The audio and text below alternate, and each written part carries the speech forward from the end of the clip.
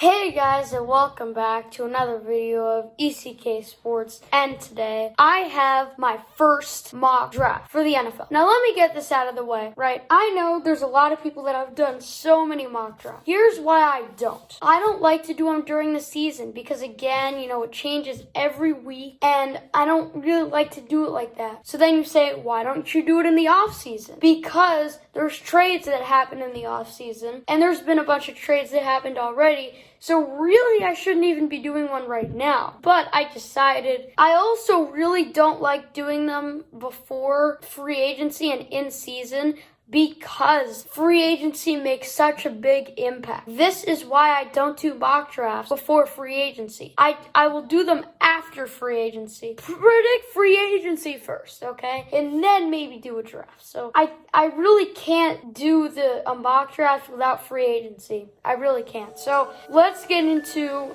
the mock draft. So we're gonna draft here. I'm not gonna waste your time. Number 1 overall pick, Trevor Lawrence. But the number 2 overall pick, again, not gonna waste your time, Zach Wilson. The number 3 overall pick. A lot of people are talking about Mac Jones. He's definitely moved up a lot of draft boards. Some people are talking about Trey Lance. I mean, they gotta go Justin Fields. In my eyes, he still is a very, very good quarterback. I don't know why people are sleeping on him. Justin Fields, I would say, is definitely my number 3 quarterback. Flipped with Zach Wilson, it's very close. The number 4 overall pick. Now, a lot of them are mocking them to go Trey Lance. I've sort of changed my mind on this. They still have a very good quarterback in Matt Ryan. So they have so many needs on that defense. I see a lot of people saying Pat Surtain. Who need some offensive linemen. You might say this is crazy, but I have them taking Micah Parsons. Here's why. I still feel like, again, Matt Ryan is still a really good quarterback, right?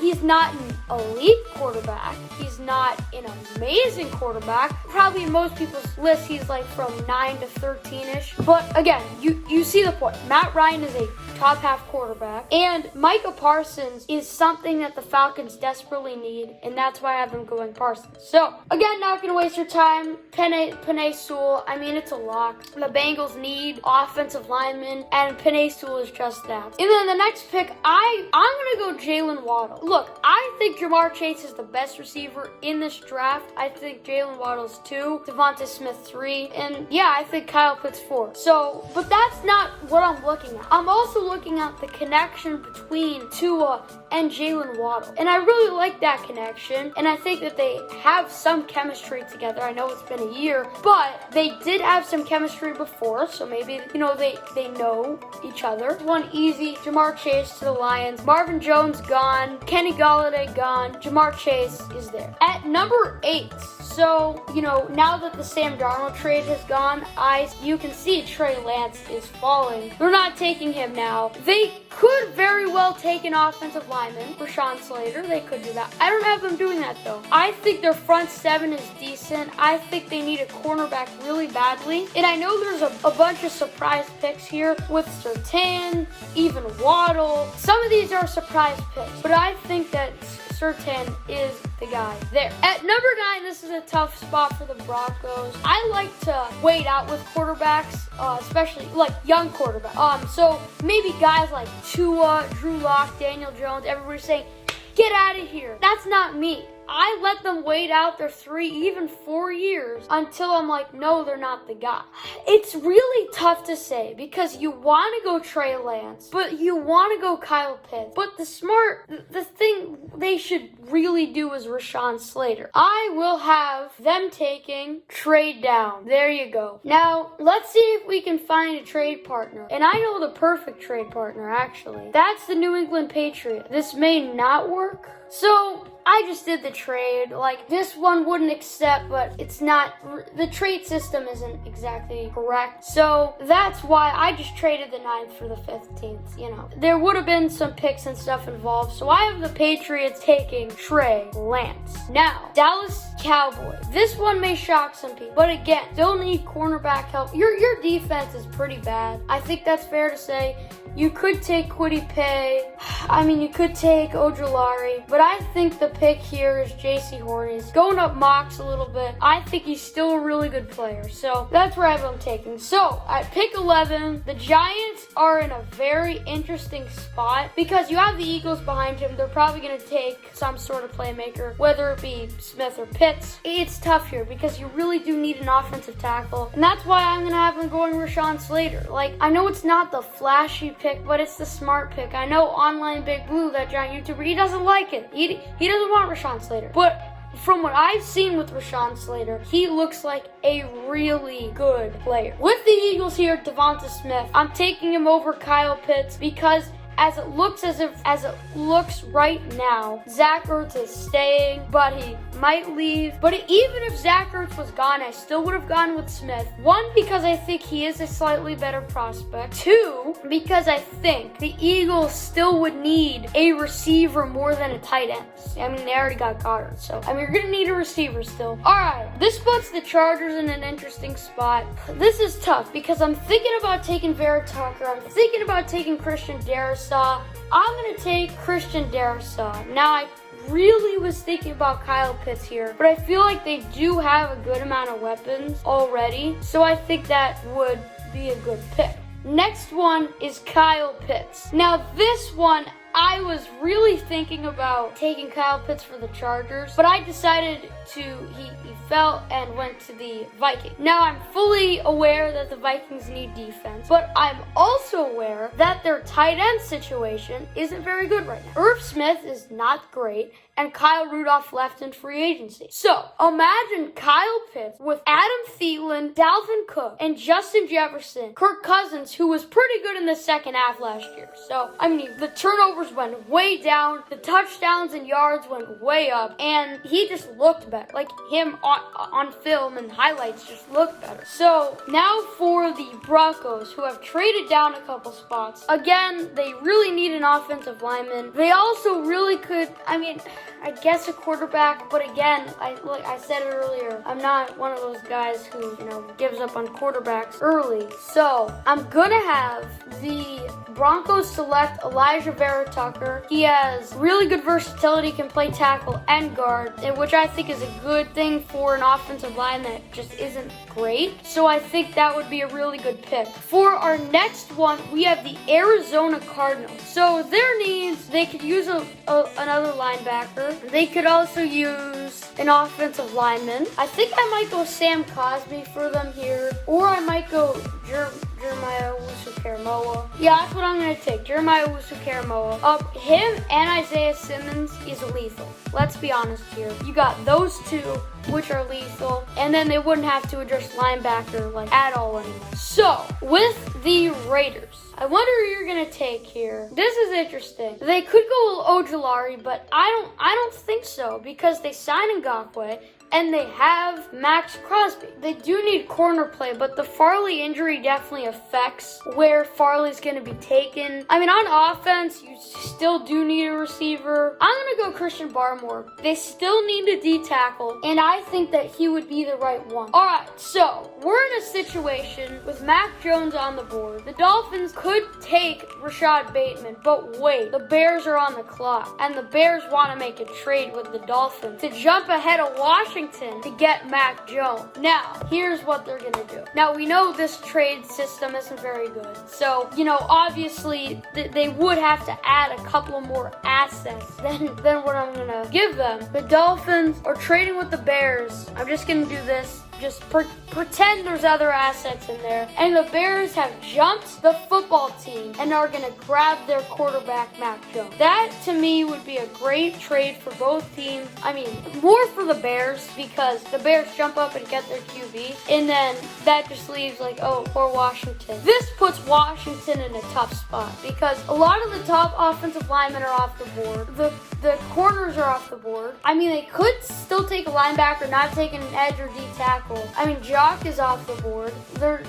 They could go receiver, but I mean, their offensive line is, from what I've seen, is pretty overrated. A lot of people think their offensive line is good. It's really not. So I think Sam Cosmi is the pick here. So I'm going to have him going Sam Cosmi. But again, he is a downgrade from Vera Tucker. He's a downgrade from Darisaw. He's a downgrade from a lot of the other offensive linemen. So, I mean, it's a fine pick. And then a wide receiver, I mean, they're not going Rashad Bateman. So their secondary is pretty good. They could really use an edge here. So that's why I'm going to have them taking Azeez Ojulari. He fits their scheme perfectly. I think Azeez is arguably the best pass rusher in the draft. He's really good, really underrated. And the next one is the Colts. They also need an edge. So I think I'm going to have them going Kwity Pitt. Very good also. He fits the Colts scheme of a 4-3. So I think that is also a very good pick. And then for the number 22, the Titans, they don't really need an edge since they paid Bud Dupree big time. They could definitely use cornerbacks. Oh, they do need a receiver though. Now that Corey Davis is gone, I'm going to have them taking Rashad Bateman. So I think that would be a good pick. And then you have the Jets, who have a boatload of need. But I'm going to have the Jets taking Travis Etienne. Now, this is a little bias that comes into here. I would have taken Najee Harris, but there's a reason why I didn't. It's because I want Najee Harris to be on a win team. So I love Najee Harris, and I'm an Alabama guy, so I would much rather see Najee Harris on a better team than the Jets. So now the Steelers at 24. Thinking about Najee, of course, but I think they got to go offensive line here. Think about Creed. You think about Tevin Jenkins. I'm going to go Creed. Very good center. He was being mocked to go in around 10. So now he's being mocked to go kind of in the late first round. He was being mocked to go in the 50s at one point, but he's jumped back up. So very good player, very underrated. Then you have the Jags. Who are they going to go here? This is an interesting spot, again, that they're in, because you could go offensive line. You also could go defense. They did sign. I'm going to go Jamin Davis. I believe they're going 3-4, and if they do, then they're still going to need another linebacker to pair with Myles Jack and Joe Schobert, and that would make probably the best linebacking core in the NFL. Maybe not quite, because of course you got the Bucs with White, and with 4-3 team, because the Bucs are a 3-4 team. So that's probably the best linebacking core with 4-3 teams. I mean, again, the Bills, they got a good one, but I think in terms of 4-3 teams, that would be the best linebacking core. You go to the Browns. Offense is set. They don't need anything on offense. Defense, it's really just the secondary and maybe edge. So that's why I'm going to have them taking Jason Awad. Now, I was really thinking about Osai, but I decided to go Jason Awad. I think I'm pronouncing it wrong. He would be nice to have alongside Myles Garrett, someone to learn from. Myles Garrett is one of the better pass rushers in the NFL, if not the best. So I think that would be a really good pick for the Cleveland Browns. Baltimore Ravens. This is interesting because, again, they now need an edge because Ngakoue and Judon left. Their secondary is still pretty good. Maybe they could use a linebacker. This is tough.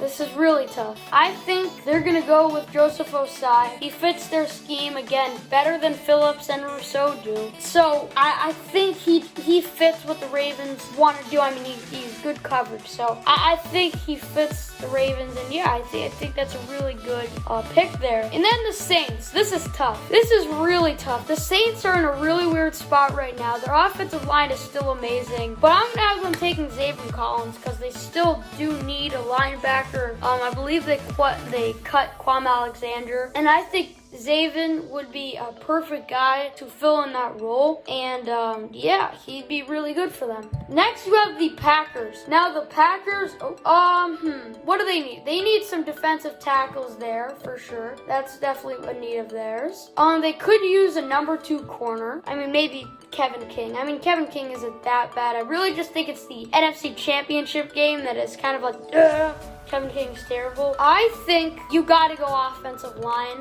and I think it should be Tevin Jenkins. He's a nice tackle. I think that would be a good pick. The Bills. Honestly, this one's tough. I'm gonna take Najee because I'm not sold on Singletary anymore. I thought he was gonna have a really good year. He didn't. Zach Moss still not great, and I think they should look to shop one of those two, even though they're pretty young. But if they get a guy like Najee Harrison there, he'll come in and be a starter, and he's really good. Like, he really is. And then you have the Chiefs. Again, I'm gonna go, that's tough. I'm gonna go Alex Leatherwood because, again, very good tackle. I feel like he was projected to go more up here, just like Creed, but they've fallen down the board. Again, I have no clue why. They're really good players. I think that would be a really good pick for the Chiefs. And then the final pick, number 32. I mean, this team really has no needs. I mean, the cornerback situation is super underrated and great. They have really good safeties, both of them. Gosh. I mean, really just maybe one more interior defensive lineman. Their offensive line, maybe other than left tackle, which even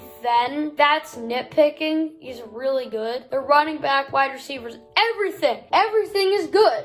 So, I mean, the team is pretty much set. I guess I'll just I guess they can trade down, but there's no reason to. They don't need extra assets. I mean, maybe extra assets in the future, so maybe they trade for future picks. I'm just gonna have them reach for need because, I mean, you know, they play in that 3-4. I mean, you have Vea, you have Sue, so I'm nitpicking so much that you want that third guy. This just shows how good the Bucs are. Maybe you take a tackle.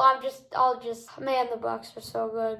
For a recap, you have Lawrence, Wilson, Fields, Parsons, Sewell, Waddle, Chase, Surtain, Lance, and then you got that big trade between the Broncos and Patriots. Horn, Slater, Smith, Darrisaw, Pitts, Jock, or known as Jeremiah Owusu-Koramoah, or I should say, Jeremiah Owusu-Koramoah, known as Jock. And then, of course, with the trade down with the Broncos, they take Vera Tucker. And then Jones at 18, going ahead of the football team. Then you got Cosme. Dolphins trade down to take Ojulari, pay to the Colts, Bateman, Etienne, Humphrey, Davis, Owa, Osai, Collins, Jenkins, Harris, Leatherwood, and I really can't pronounce. So, yeah, that's going to do it for this video, and if you enjoyed, make sure you slap a like and subscribe, and yeah, see you guys next time. Peace.